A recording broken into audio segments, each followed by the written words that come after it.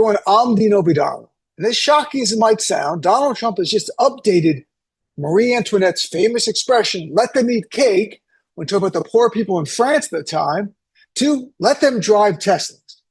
What I'm talking about is what Donald Trump did on Tuesday at the White House. But taking a step back, there's something deeply concerning here, and it's starting to get coverage in the media, and that is that we're heading to a recession because of Donald Trump. And it appears, and I'm being as fair as possible, as if Donald Trump is manufacturing a recession on purpose. And those were the words yesterday, actually, of Jim Cramer on CNBC, who's not a bleeding heart liberal, as we know. On CNBC, Jim Cramer talked about the fact that Donald Trump was, quote, manufacturing economic problems. And he wasn't sure why. And he cited the tariffs that were imposed during the Herbert Hoover administration, this called Smoot-Hawley, and that historians have made it very clear those tariffs caused a slowdown in the economy to turn into a depression. And he couldn't understand why.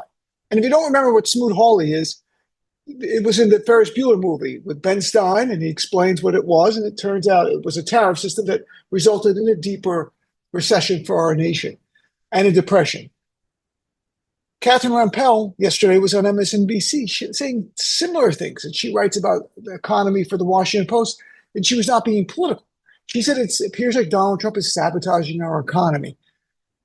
And that's, objectively speaking, what it appears we are seeing play out in front of us. And going back to what Jim Cramer was talking about, in 1930, Herbert Hoover, Republican president, is faced with a slowing economic turn in this country. It's coming out of the roaring 20s. And in 1929, in October, was the big stock market crash. We were not in a depression yet, but the economy had slowed. So what did Herbert Hoover and Republicans say we should do? Massive tariffs. That's right. Let's put big tariffs. Economists at the time, over 1,000, did a petition to Herbert Hoover saying, don't do the tariffs. It's going to make the economy worse. He didn't care. Like Donald Trump, he ignored them. So he then implemented the Smoot-Hawley tariffs. The result was exactly like predicted by economists. Our trading partners, who are our allies in Europe and other places, they imposed retaliatory tariffs. And the result was trading went way down. Also, Wall Street lost confidence in the administration. And investors from around the world began to lose confidence in the United States of America. Soon, banks began to fail, not just here in the US, but in Europe. We went into a deep, deep depression. To give you a sense of how similar it is to Donald Trump, when Herbert Hoover came to power in 1929, the unemployment rate was 4.4%. Very similar to when Trump came to power in January, a little over 4%. By the time Herbert Hoover left office, 4 years later, unemployment was nearly 24%. It was 23.6%. And the tariffs were a big part of all of that. Plus, Herbert Hoover did not want to spend money from the government. He wanted to balance the budget. And that contributed to it. With Donald Trump, we see something actually worse. Donald Trump is not trying to balance the budget. He is gutting federal programs. He is gutting agencies. And he's slashing spending from these agencies. You don't need a PhD in economics to understand that when you cause massive layoffs, when you stop government spending, and you add massive taxes, that's what the tariffs are, it's a recipe for economic disaster. And that is what's going on right now. And it is why we're already seeing indicators of it. In the last few weeks, consumer sentiment down, the stock market's crashing, just like in a way with Herbert Hoover, very similar type of situation. We're seeing unemployment ticking up. We're also seeing job growth really slowing in the last jobs report. All of this is why economists are predicting now in the last few weeks, the economy going forward is going to struggle. JP Morgan said the stock market's tactically bearish right now. The chances of a recession have gone up according to JP Morgan and Moody's Analytics. Even the Atlantic Federal Reserve, in Atlanta, in their model, they use the economic model, has said the chances of a contraction of our economy have gone way up in the first quarter alone. 100% because Donald Trump. This is 100%. As Catherine Rampell said on MSNBC yesterday, I thought it was a great line. All Trump had to do was go play golf when he came in, and the economy would have continued on its way. It would just continue going pretty well. Inflation was coming down. Job growth was great. All of this is Donald Trump. And for those people, when you hear people on the right blame Biden for this, remind them of this fact.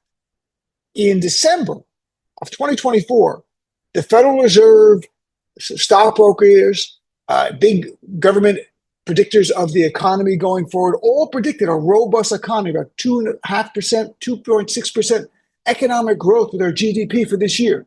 That's all changed because of one person, Donald Trump. That's the reality of what we're dealing with. And that brings us to Elon Musk. So the economy is slowing. Elon Musk's Tesla sales are down.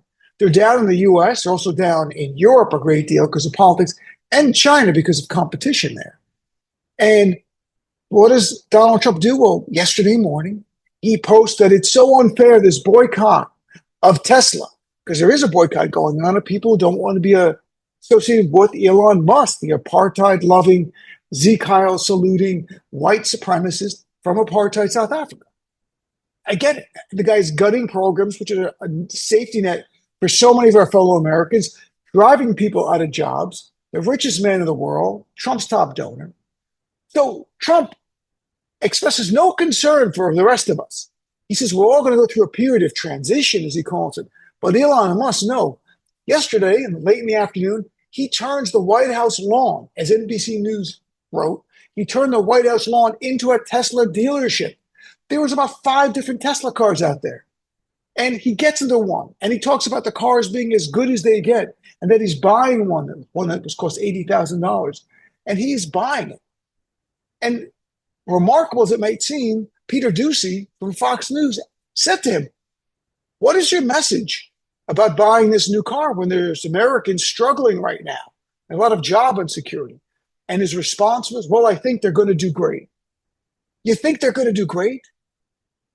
Donald Trump updated Marie Antoinette's expression, let them eat cake, because people couldn't afford bread, to let them drive Teslas. Even though they can't afford it, doesn't matter. The guy's oblivious to it.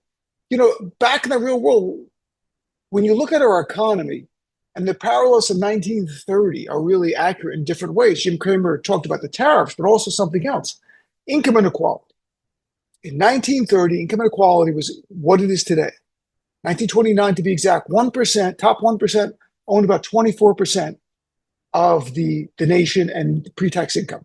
Right now, top 1%, they take 30% of the wealth of our nation. It's even worse.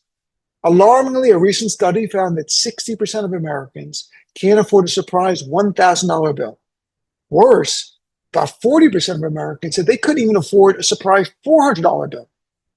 As an expert told CBS News, Americans are basically living paycheck to paycheck. So what we have now is an economy close to 1930, and that it's a house of cards.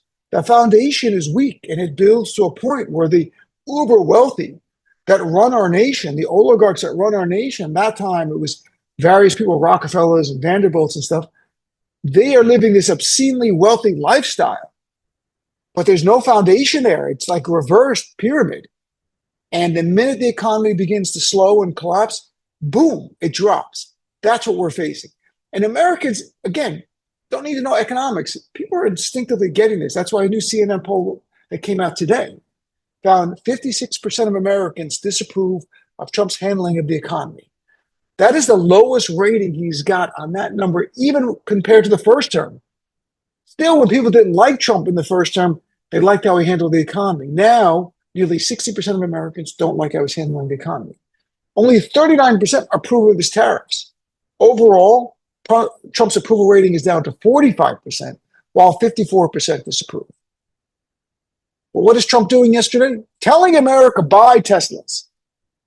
Think about that. Trump had his biggest donor at the White House and had a car show to pimp out that guy's cars. That is what an oligarchy looks like, my friends. It is more obscene than what they saw in the Gilded Age. It truly is. And here's where we are. So we have to end this oligarchy. And people getting involved in politics is the key. Go protest at Tesla dealership, of course, peacefully. Whatever more, get involved. But this oligarchy is going to end our democracy, and it's up to us to stop it. Thanks for tuning in.